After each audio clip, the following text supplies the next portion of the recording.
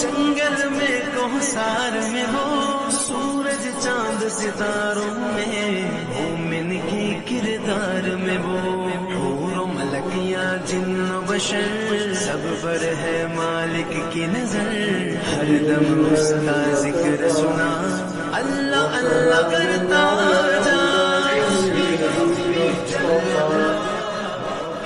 أما بعد فأعوذ بالله من الشيطان الرجيم بسم الله الرحمن الرحيم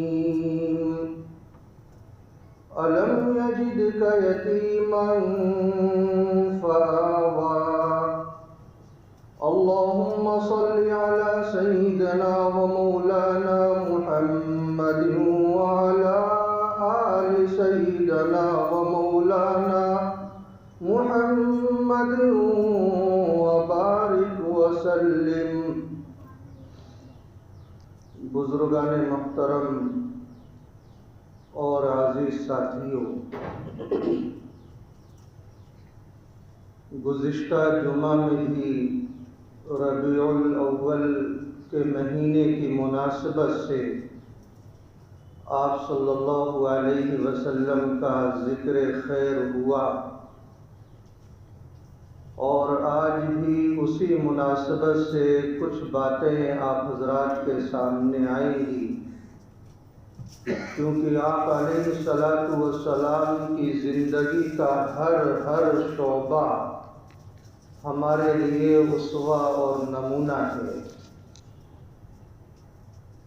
آپ کو معلوم ہے کہ پروردگار عالم نے آپ علیہ السلام کو یتیمی کی حالت میں پیدا کیا۔ جب آپ دنیا میں تشریف لائے تو والد محترم کے سہارے سے محروم تھے، لیکن اللہ تعالیٰ نے گرچہ آپ کو یتیم پیدا کیا، لیکن اللہ تعالیٰ نے آپ کو در یتیم بنایا، اور دنیا والوں کو یہ بتلایا کہ جس کا باپ نہیں ہوتا، اب نہیں ہوتا، اس کا رب ہوتا ہے۔ اور پروردگار عالم نے یہ کر کے دکھلایا کس طرح اللہ تعالیٰ نے ساری مخلوقات کو آپ کا مطیع بنایا، فرما بردار بنایا، کس طرح اللہ تعالیٰ نے دیگر مخلوقات سے آپ کی اطاعت کروائی، آپ کا اکرام کروایا۔ ہم اور آپ اسے جانتے ہیں، پڑھتے اور سنتے ہیں۔ جیسا کہ آپ کو معلوم ہے کہ پروردگار عالم نے آپ علیہ السلام کے سامنے بادل کے ٹکڑوں کو جھکایا ہے، درختوں کی شاخوں کو جھکایا ہے، اور اسی طرح اللہ تعالیٰ شانہ نے کعبۃ اللہ کے ذریعے تعظیم کروائی ہے، وہ کعبۃ اللہ آداب بجا لایا ہے، اور آسمانی مخلوق میں ستارے آپ کے سامنے جھکے ہیں۔ اللہ تعالیٰ نے اس طرح اعزاز کروایا۔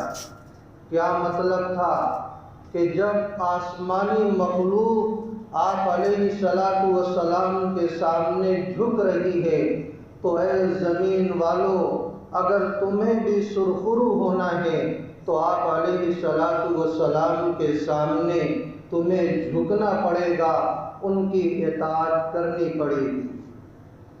جس طرح ستاروں نے اپنے آپ کو جھکایا ہے، اللہ رب العزت نے ستاروں کو آسمان کی زینت بنایا ہے، اسی طرح زمین والے جب آپ علیہ السلام کے سامنے جھکیں گے، آپ کی اطاعت کریں گے، آپ کی باتوں کو مانیں گے، آپ کو اسوہ بنائیں گے، تو اللہ تعالیٰ انہیں بھی چمکائے گا۔ اور واقعتاً حضرات صحابہ رضوان اللہ علیہم اجمعین نے آپ علیہ السلام کے مشن کو اپنا مشن سمجھا، آپ کے بتلائے ہوئے طریقے پر انہوں نے زندگی گزاری، تو پھر کیا ہوا؟ آپ علیہ السلام نے خود ہی ارشاد فرمایا، اصحابی کالنجوم، میرے صحابہ یہ ستاروں کے مانند ہیں۔ فَبِأَيِّهِمْ اقْتَدَيْتُمْ اهْتَدَيْتُمْ، تم جس کی بھی اقتدا کرو گے تم ہدایت پا جاؤ گے۔ تو اگر ہمیں بھی سرخرو ہونا ہے، ہمیں بھی عزت پانا ہے، ہمیں بھی اپنے آپ کو اللہ کے نزدیک محبوب بنانا ہے، تو اس نبی کی اطاعت ہمیں کرنی پڑے گی، اس نبی کے مشن کو اپنا مشن بنانا پڑے گا، اور اس نبی کی زندگی کو ہمیں اسوہ بنانا پڑے گا۔ آپ علیہ السلام کی پیدائش کو چند روز ہوئے تو ادھر ایک بستی جو مکہ مکرمہ سے تقریباً 150-200 کلومیٹر کے فاصلے پر آباد ہے، جسے بنو سعد کہا جاتا ہے، وہاں کی عورتوں نے یہ فیصلہ کیا کہ چلو مکہ چلتے ہیں اور وہاں سے بچوں کو لائیں گے، دودھ پلائیں گے تو ہماری آمدنی کا ذریعہ بھی ہوگا۔ اور اس وقت یہ رواج تھا کہ مکہ والے اپنے بچوں کو دیہاتوں میں بھیج دیا کرتے تھے تاکہ ان کے اندر فصاحت و بلاغت پیدا ہو اور ان کی نشو و نما کھلی آب و ہوا اور فضا میں اچھے طریقے پر ہو سکے۔ چونکہ مکہ کے اندر لوگوں کی آمد و رفت بہت زیادہ تھی، اس کی وجہ سے بیماریاں بھی بہت زیادہ ہوا کرتی تھیں اور مختلف زبان کے لوگ آیا کرتے تھے، تو پھر وہاں کے بچوں کی زبان میں اتنی صفائی اور ستھرائی نہیں ہو پایا کرتی، اس لیے مکہ والے اپنے بچوں کو دیہاتوں میں بھیج دیا کرتے تھے تاکہ بچے فصیح و بلیغ بھی ہو جائیں اور ان کی نشو و نما بھی اچھی ہو اور بیماری سے ان کی حفاظت ہو سکے۔ چنانچہ اسی دستور کی وجہ سے 10 عورتوں کا قافلہ بنو سعد سے نکلتا ہے اور وہ مکہ آتا ہے۔ ان قافلہ والوں میں ایک خوش نصیب عورت ہے جسے ہم دائی حلیمہ کے نام سے جانتے ہیں۔ تو 10 عورتوں میں سے جو 9 عورتیں ہیں ان کے پاس جو سواریاں ہیں وہ بہت زیادہ طاقتور ہیں، چاقو چوبند ہیں، مستعد ہیں، تیار ہیں، فرما ہیں۔ لیکن حضرت حلیمہ سعدیہ رضی اللہ عنہا کے گھر میں چونکہ غربت تھی، ان کی سواری اتنی زیادہ مضبوط نہیں تھی، لاغر تھی، کمزور تھی، یہی وجہ ہے جب وہ اپنی سہیلیوں کے ساتھ جایا کرتی تھی تو ان کی سواری پیچھے ہو جاتی۔ تو 10 عورتوں کا قافلہ ساتھ میں نکلتا ہے،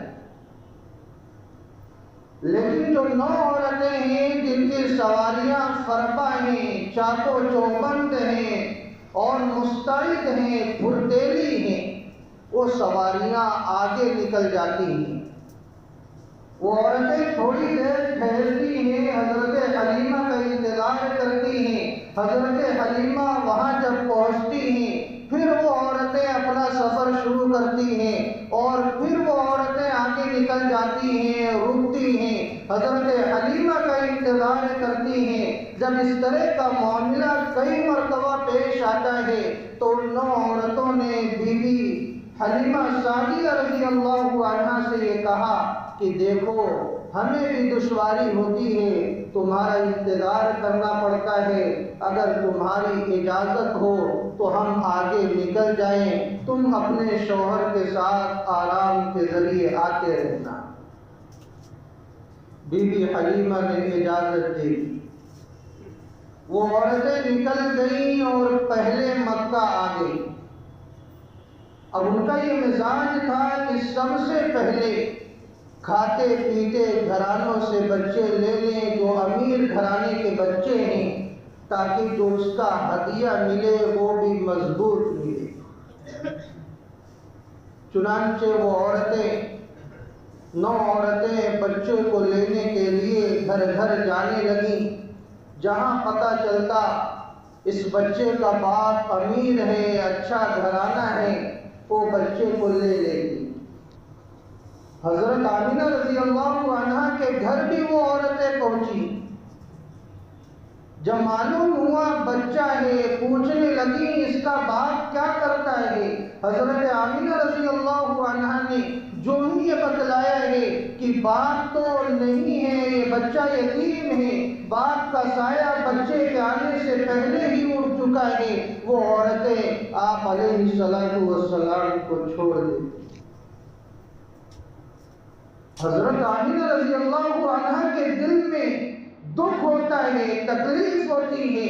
آج میرے بچے کے یتیم ہونے کی وجہ سے عورتیں دودھ پلانے کے لیے تیار نہیں ہیں اور اسے چھوڑ کر جا رہی ہیں۔ وہ یہ سوچتی کہ کاش کیا اچھا ہوتا آج بھی اس کا باپ موجود ہوتا تو اس کا باپ آج اس بچے کی صحیح پرورش کرتا اور اس بچے کو جب اور بڑا ہو جاتا اس بچے کی انگلیاں پکڑ کر چلاتا، اسے کعبۃ اللہ لے کر جاتا، اسے کھلونے لا کر دیتا۔ لیکن اللہ کو کچھ اور منظور تھا۔ اے آمینہ تم پریشان کیوں ہوتی ہو؟ اس بچے کی پرورش بہت اچھی ہونی ہے، یہ بچہ بڑی شان والا ہے، اس کی نرالی شان ہے، آسمان والے بھی فخر کریں گے، زمین والے بھی فخر کریں گے۔ کھلونے کی بات کرتی ہو، یہ بچہ اتنی شان والا ہوگا کہ جب یہ بڑا ہوگا یہ چاند کو اشارہ کرے گا، چاند کے 2 ٹکڑے ہو جائیں گے، یہ چاند کے ساتھ کھیلنے والا بچہ ہوگا، ستاروں کے ساتھ کھیلنے والا بچہ ہوگا، اور سیر و تفریح کا جب نمبر آئے گا، وہ وقت آئے گا، اس بچے کو میں عرش پر بلاؤں گا اور کہیں کی سیر نہیں، اسے جنت کی سیر میں کراؤں گا۔ یہ بچہ وہ شان والا ہے۔ اے آمینہ تم پریشان نہ ہو۔ ان 9 عورتوں نے اس یتیم بچے کو چھوڑ دیا۔ آج یہی تو وجہ ہے ان 9 عورتوں کا نام تاریخ میں زندہ نہیں۔ اگر کسی کا نام زندہ ہے تو وہ خوش نصیب خاتون جنہیں حلیمہ سعدیہ رضی اللہ عنہا جن کا نام ہے، جنہوں نے آپ علیہ السلام کو قبول کیا ہے، جنہوں نے اچھے طریقے پر پرورش کی ہے، آج اس عورت کا نام زندہ ہے۔ تاریخ نے کسی کا نام زندہ نہیں رکھا۔ حضرت حلیمہ سعدیہ رضی اللہ عنہا دیر سے پہنچتی ہیں، دیکھتی ہیں جو اچھے کھاتے پیتے گھرانے تھے وہاں کے بچے کو ان لوگوں نے لے لیا ہے۔ معلوم ہوتا ہے کہ ایک یتیم بچہ ہے۔ حلیمہ سعدیہ رضی اللہ عنہا وہاں حاضر ہوتی ہیں، حضرت آمینہ رضی اللہ عنہا سے ملاقات کرتی ہیں۔ کیا بچہ ہے؟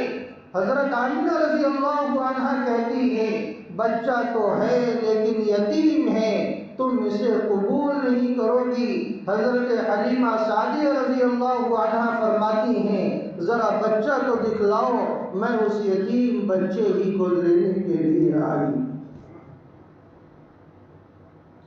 حضرت حلیمہ سعدیہ رضی اللہ عنہا شہادت دیتی ہیں جب میں اس حجرے میں داخل ہوتی ہوں جس میں آپ علیہ السلام جلوہ کر رہے ہیں تو خوشبو کا ایک ایسا جھونکا آتا ہے کہ میں نے ویسی خوشبو کبھی زندگی میں محسوس نہیں کی۔ میرے دل کی دنیا بدل جاتی ہے اور فوراً یہ خیال آتا ہے یہ کوئی معمولی بچہ نہیں۔ داخل ہوتی ہیں، آپ علیہ السلام آرام کر رہے ہیں، سفید کپڑا اوپر ہے۔ حضرت حلیمہ سعدیہ رضی اللہ عنہا نے بڑے پیار سے اس کپڑے کو ہٹایا تو یہ دیکھ کر حیران رہ گئی کہ آپ علیہ السلام نے مسکرا کر اپنی آنکھوں کو کھولا۔ حضرت حلیمہ سعدیہ رضی اللہ عنہا نے جب یہ مسکراہٹ دیکھی ہے تو اس میں ایسی کشش تھی، ایسی جاذبیت تھی اور ایسا کھینچاؤ تھا کہ حضرت حلیمہ سعدیہ رضی اللہ عنہا کا جو دل ہے آپ علیہ السلام کی طرف کھینچتا ہوا چلا گیا۔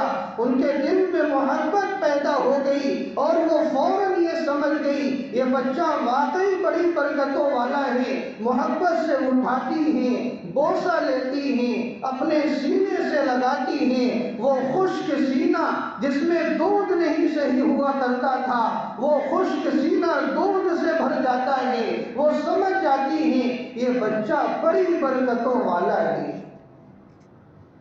حلیمہ سعدیہ رضی اللہ عنہا حضرت آمنہ رضی اللہ عنہا سے فرماتی ہیں کہ آپ کا بچہ کتنا حسین و جمیل ہے، کتنا پیارا ہے، کتنی اچھی مسکراہٹ ہے۔ میں نے تو کبھی ایسا بچہ دیکھا ہی نہیں، ایسا حسن و جمال کا پیکر بچہ۔ حضرت آمنہ رضی اللہ عنہا نے فرمایا کہ دیکھو تم تو دیہات میں رہتی ہو، میں شہر میں رہتی ہوں، تم نے دیہات میں ایسا بچہ نہیں دیکھی، میں نے شہر میں ایسا بچہ نہیں دیکھی۔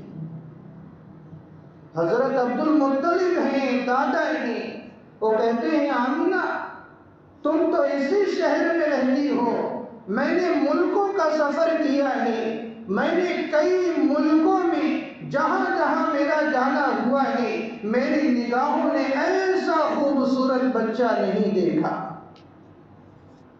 حضرت جبرائیل علیہ السلام اگر کہتے تو یہ کہتے کہ حلیمہ تم نے دیہات میں دیکھا ہے، اے آمنہ تم نے شہروں میں دیکھا ہے، اے عبد المطلب تم نے ملکوں میں دیکھا ہے، میں نے آسمانوں میں دیکھا ہے، میں نے زمین میں دیکھا ہے، پوری دنیا میں چل کر دیکھتا ہوں، کبھی مجھے ایسا حسن و جمال کا پیکر بچہ نظر نہیں آیا۔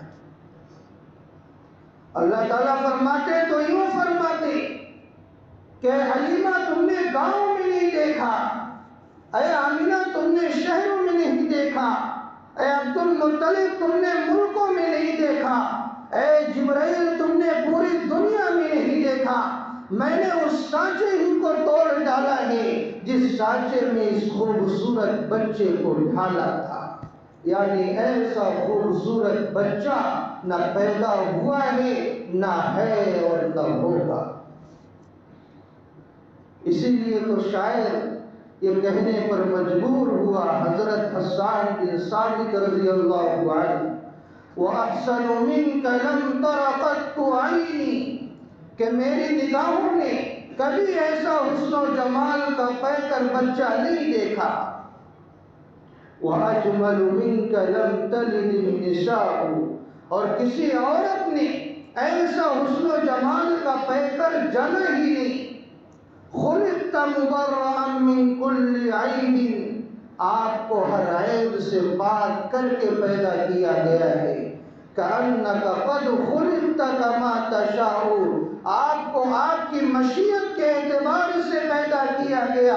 ہر کوئی یہ چاہتا ہے کہ میرے اندر یہ خوبی پیدا ہوتی اور میں ایسا دکھتا، ایسا خوبصورت انسان ہوتا۔ آپ علیہ السلام کو ایسا اللہ نے پیدا کیا جیسا کہ آپ چاہتے تھے۔ تو حضرت حلیمہ سعدیہ رضی اللہ عنہا نے آپ علیہ السلام کو قبول کیا۔ آپ ذرا سوچیں کہ اللہ رب العزت کی شان دیکھیے کہ آپ علیہ السلام کی ماں کسے بنایا؟ آمینہ، جس کا نام، جس کا مطلب ہے امانت کی حفاظت کرنے والی۔ یہ اللہ تعالیٰ نے بہت عظیم انعام دیا ہے، بہت عظیم امانت اللہ نے دی ہے، اس ماں کے حوالے کیا ہے جس ماں کا نام آمینہ ہے، جو امانت کی حفاظت کرنے میں مہارت رکھنے والی ہیں، اللہ نے اپنی اس امانت کو آمنہ کے حوالے کیا ہے اور پرورش کرنے کے لیے اللہ نے حلیمہ کو منتخب کیا ہے۔ حلیمہ کا معنی ہوتا ہے جس کے اندر علم ہو، بردباری ہو، صبر و استقلال کی پہاڑ ہو۔ آپ کو معلوم ہے جس پرورش کرنے والے کے اندر علم نہیں ہوگا وہ بچے کو ڈانٹ سکتی ہے، وہ بچے کو مار سکتی ہے۔ اللہ نے حلیمہ کا انتخاب کیا ہے، یہ بڑی علم والی ہے، بڑی صبر والی ہے، یہ کہیں میرے نبی کو کہیں ڈانٹے نہ، کہیں اسے مارے نہ، اس لیے اللہ نے حلیمہ کا انتخاب کیا۔ تو یہ اللہ کا حسن انتخاب ہے۔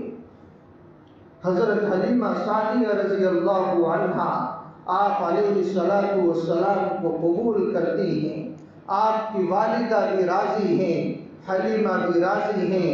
والدہ بچہ دینے کے لیے تیار ہیں، حلیمہ لینے کے لیے تیار ہیں۔ ماں اپنے لخت جگر کو دعاؤں کے ساتھ حضرت حلیمہ سعدیہ رضی اللہ عنہا کی گود میں دیتی ہیں کہ لے جاؤ اور اس بچے کو دودھ پلاؤ، اچھی پرورش کرو۔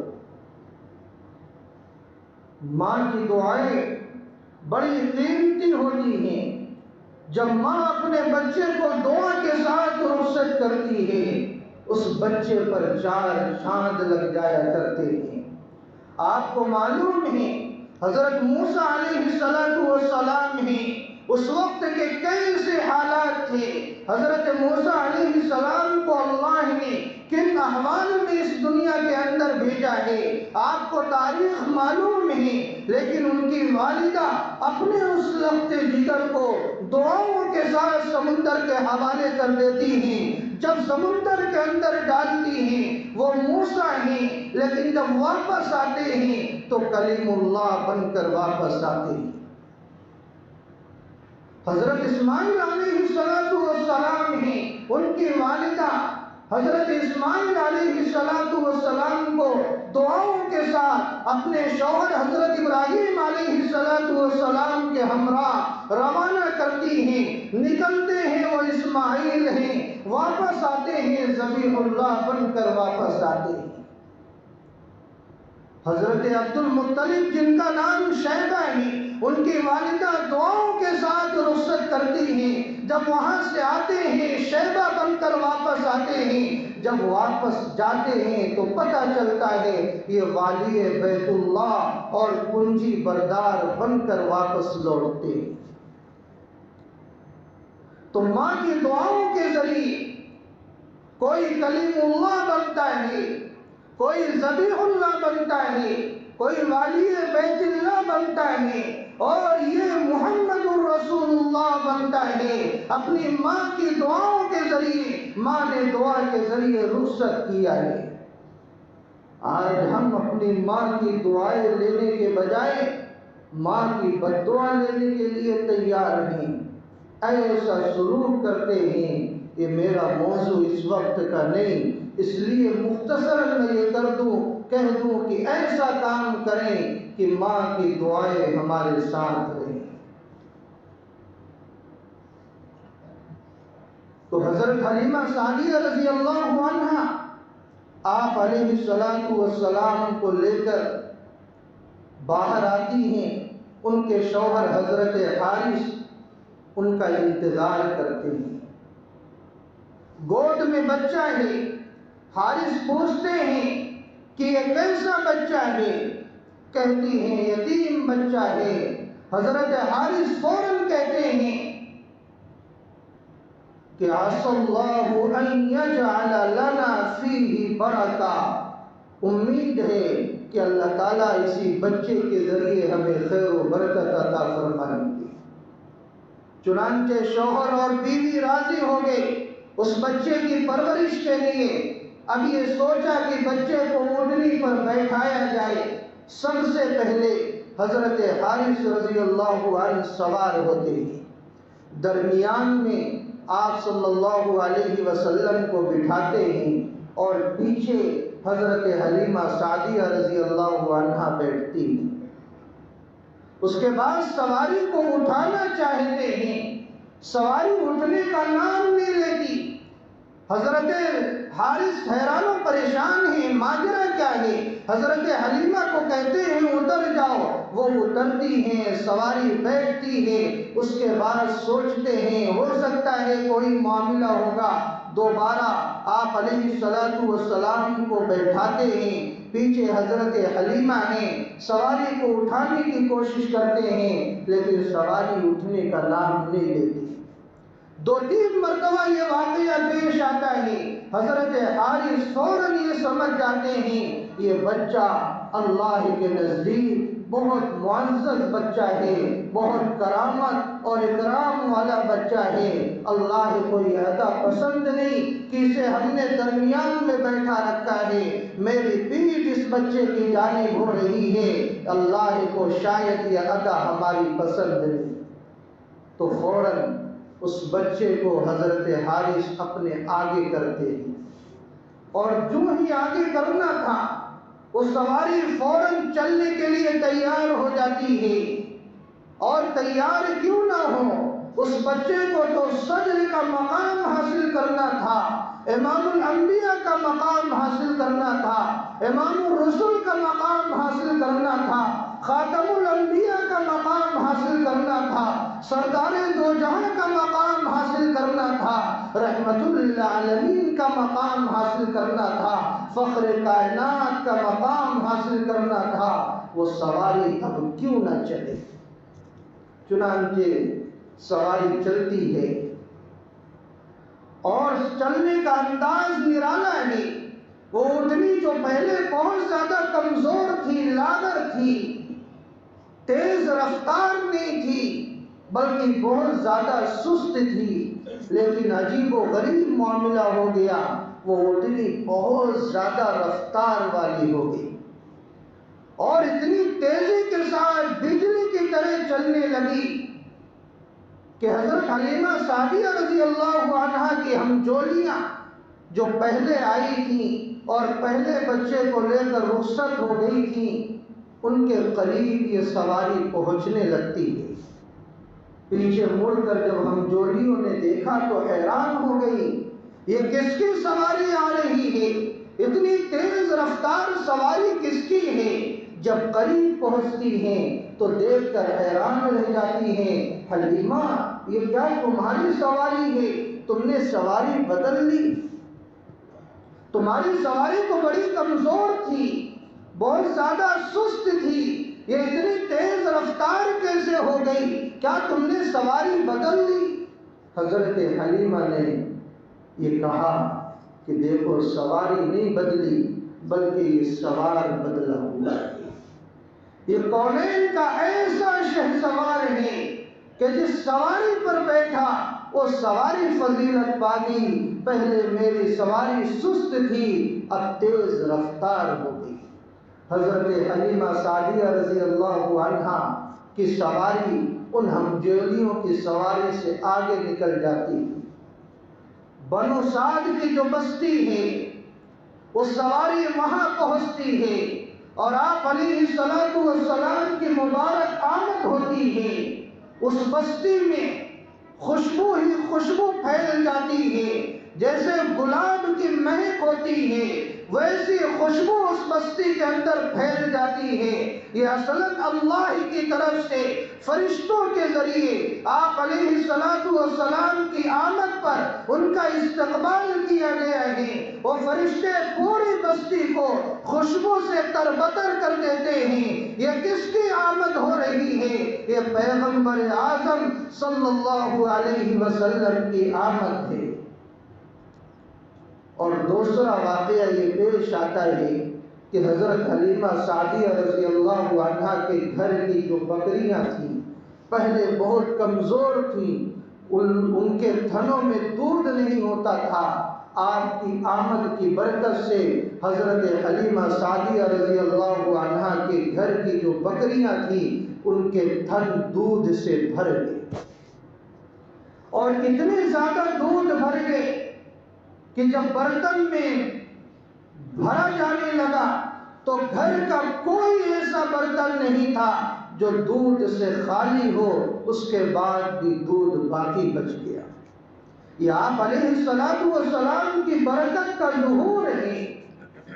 یہ آپ علیہ السلام جو سراپا رحمت اور برکت کا ذریعہ ہے، یہ اس کا اظہار اللہ کی طرف سے کیا جا رہا ہے تاکہ لوگ محسوس کریں اور آگے چل کر جب یہ نبی اور رسول انہیں بنایا جائے تو ان کی باتوں کو لوگ قبول کریں۔ ہمیں یہ سوچنا ہے کہ آپ علیہ السلام کو اللہ تعالیٰ نے غریب گھرانے میں پرورش کیوں کرائی؟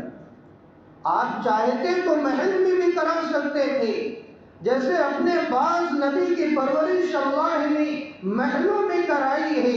حضرت موسیٰ علیہ السلام کی پرورش محل میں ہوتی ہے، حضرت یوسف علیہ السلام کی پرورش محل میں ہوتی ہے۔ اللہ تعالیٰ نے آپ کی پرورش غریب گھرانے میں کیوں کرائی؟ یہ اس وجہ سے کرائی کہ دیکھو، جہاں اونٹنیاں کمزور تھیں، بکریوں کے تھنوں میں دودھ نہیں تھا، آج یہ نبی وہاں پہنچتا ہے اور وہاں سارے کے سارے مسائل حل ہو جاتے ہیں۔ لوگ اپنی نگاہوں سے دیکھیں اور اس نبی کی عظمت کو اپنے دلوں میں پیدا کریں۔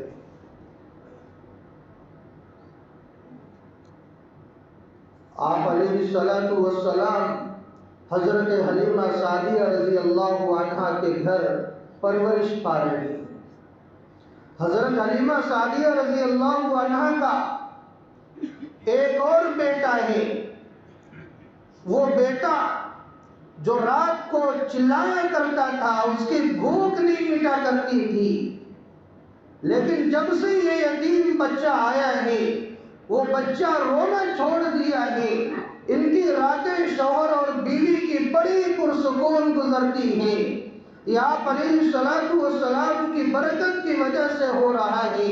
آپ 4 سال حضرت حلیمہ سعدیہ رضی اللہ عنہا کے یہاں پرورش پائے۔ ان 4 سالوں میں چند واقعات پیش آئے، اس کی چند جھلکیاں میں آپ کی خدمت میں پیش کرنے کی سعادت حاصل کروں گا۔ حضرت حلیمہ سعدیہ رضی اللہ عنہا کی ایک بیٹی ہے جس کا نام شیمہ ہے، جوان العمر ہے۔ ایک دن وہ ضد پکڑ لیتی ہے اور کہتی ہیں کہ امی جان، میں آج بکریاں چرانے نہیں جاؤں گی۔ حضرت حلیمہ سعدیہ رضی اللہ عنہا حیران و پریشان ہے، بیٹی کیا وجہ ہے؟ آج سے پہلے تو تم چرایا کرتی تھی، آج یہ ضد کیوں؟ تم جانتی ہو کہ میں بھی بوڑھی ہوں، تمہارے ابو بھی بوڑھے ہیں، تمہاری بھی ایک اچھی عمر ہے، تم ہی بکریاں اچھے طریقے پر چرا سکتی ہو۔ تو کہنے لگی کہ امی جان، بکریاں زیادہ ہیں، میں پریشان ہو جاتی ہوں، اکیلے سنبھال نہیں پاتی ہوں، مجھے کوئی میرا معاون دے دیجیے۔ حضرت حلیمہ کہتی ہیں اور کون ہے؟ وہ کہتی ہیں یہ تو میرا بھائی محمد ہے، اسے میرے ساتھ بھیج دو۔ حضرت حلیمہ کہتی ہے بیٹی تمہارا دماغ تو خراب نہیں، تم اپنے بھائی محمد کو سنبھالو گی یا بکریوں کو سنبھالو گی؟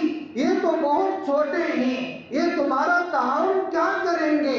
کہنے لگی کہ نہیں امی جان، اسی میرے بھائی محمد کو میرے ساتھ بھیجو، اور اس کی وجہ یہ ہے ایک دن میں اپنے بھائی کو اپنے ساتھ لے کر گئی، اپنی گود میں اٹھا کر لے کر گئی تھی، میں نے ایسی چیزوں کو دیکھا ہے کہ میں یہ سوچتی ہوں میں ہمیشہ اپنے اس بھائی کو لے کر جاؤں، مجھے بہت زیادہ سکون مل جاتا ہے، آرام مل جاتا ہے۔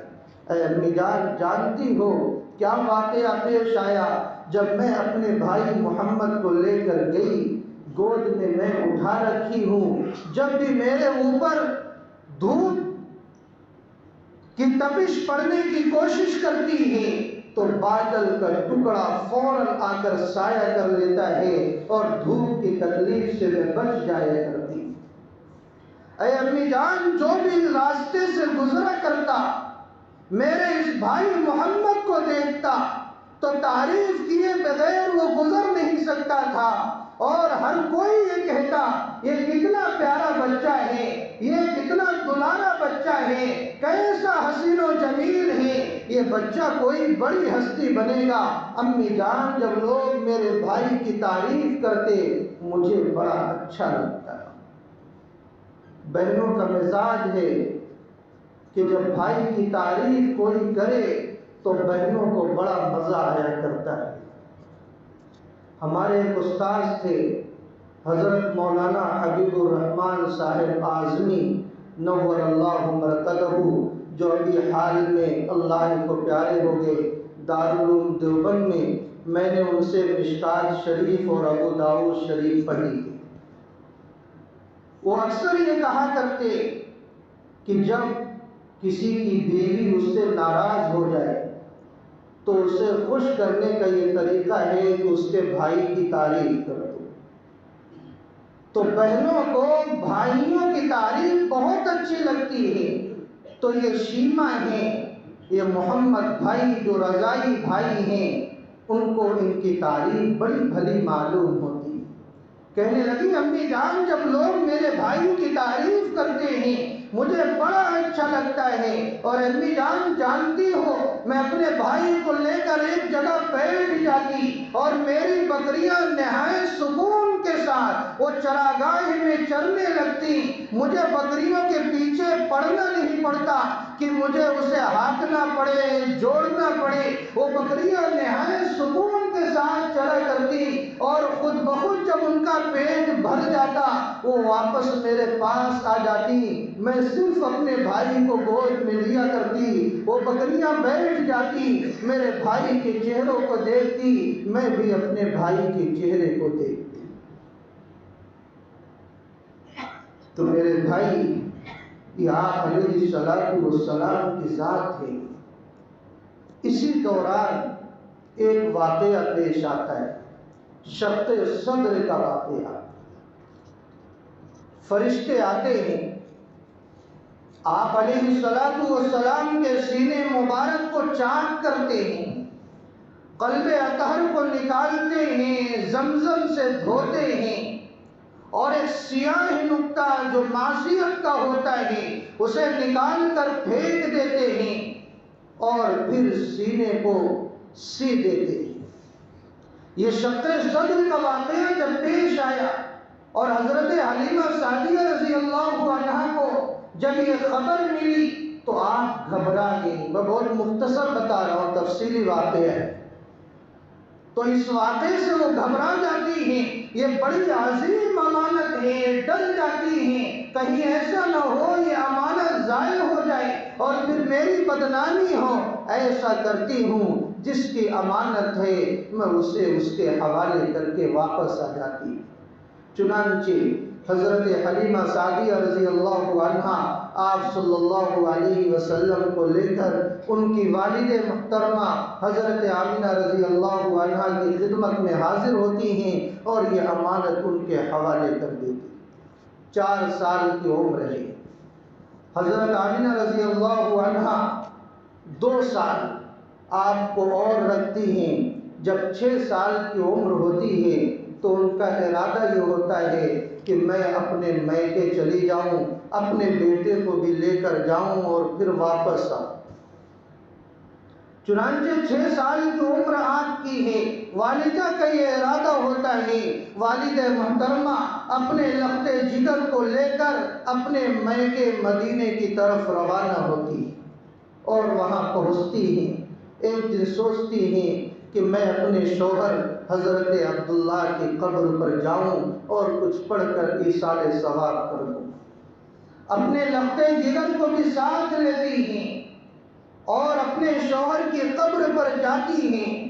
آپ علیہ السلام کا بیان ہے کہ میری عمر 6 سال کی ہے، میں نے اپنی والدہ کو دیکھا کہ میرے ابو کی قبر پر ہیں، حاضر ہیں، ان کے ہونٹ ہل رہے ہیں، اور تھوڑی دیر میں دیکھتا ہوں کہ میری والدہ کی آنکھوں سے آنسو جاری ہو جاتے ہیں۔ جب میں نے اپنی والدہ کو روتا دیکھا ہے میں بھی رونے لگ جاتا ہوں۔ مجھے یاد نہیں ہے کہ میری والدہ اس وقت کیا کہہ رہی تھی، لیکن میرے بھائیوں ظاہر سی بات ہے وہ یہی کہہ رہی ہوں گی کہ اے عبداللہ، اے میرے شوہر، آپ نے مجھ سے وعدہ کیا تھا کہ شام کے سفر سے واپس لوٹ کر آؤ گے، میں آپ کا انتظار کرتی رہی گھر کے باہر کہ میں آپ کا استقبال کروں۔ دیگر عورتوں کے شوہر گھر پر چلے گئے لیکن آپ نہیں آئے، میں انتظار کر کر کے تھک گئی، بعد میں پتہ چلا کہ آپ کی وفات ہو چکی ہے۔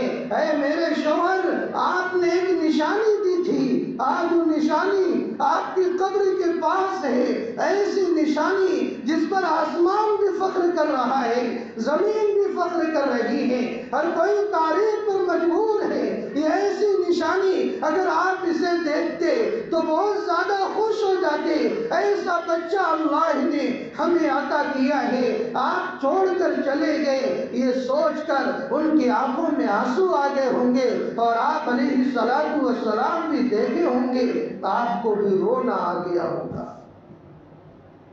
الغرض وہ ایک مہینہ مدینہ طیبہ میں قیام کرتی ہیں، جب ایک مہینہ ہو جاتا ہے تو وہ وہاں سے واپس ہونے کے لیے سوچتی اور واپس آنے لگتی۔ ایک مقام آتا ہے جس کا نام ابوا ہے۔